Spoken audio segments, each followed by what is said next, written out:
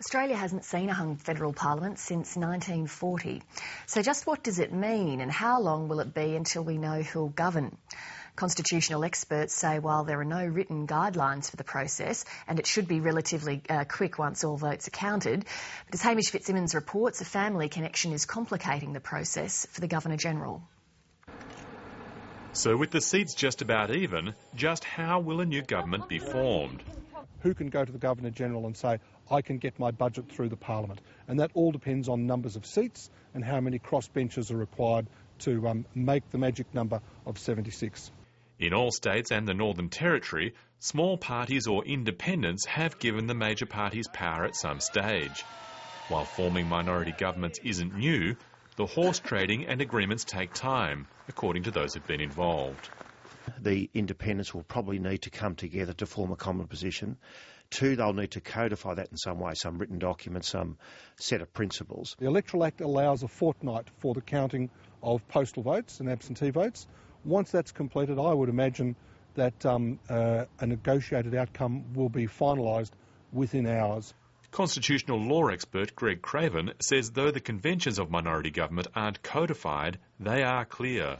The Governor-General's at the middle of the drama, but the Governor-General always acts on the advice of the Prime Minister. So basically we're in a situation where if Julia Gillard goes to Quentin Bryce and says, I intend to keep governing, then she'll be allowed to go into Parliament and test her government on the floor of the House of Representatives. In Tasmania this year, Labor went into coalition with two Greens MPs, and in 1999 a hung Parliament in Victoria eventually saw Steve Bracks take power, with the support of three country-based independents. And in 2008, Colin Barnett took the reins of the mining state by negotiating deals with the non-aligned National Party and three independents.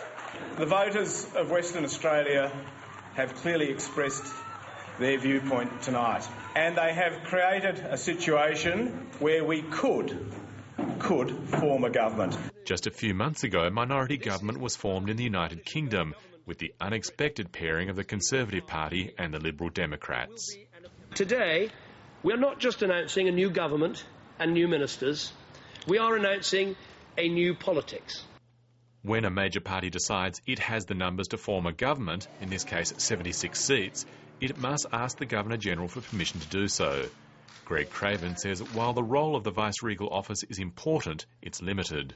About the only point where the Governor-General would become seriously important would be if Julia Gillard said, I want a fresh election, and the precedents would suggest that the Governor-General would certainly refuse that and would say, no, we've got to exhaust the possibilities of Parliament, and that means we have to give Mr Abbott a shot. But for the major parties, minority government isn't ideal. Steve Bracks believes the National Party will throw everything at winning the seats of the three independents at the next poll.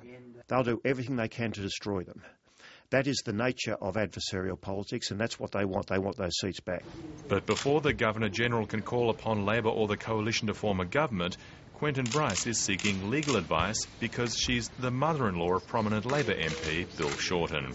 Hamish Fitzsimmons, Lateline.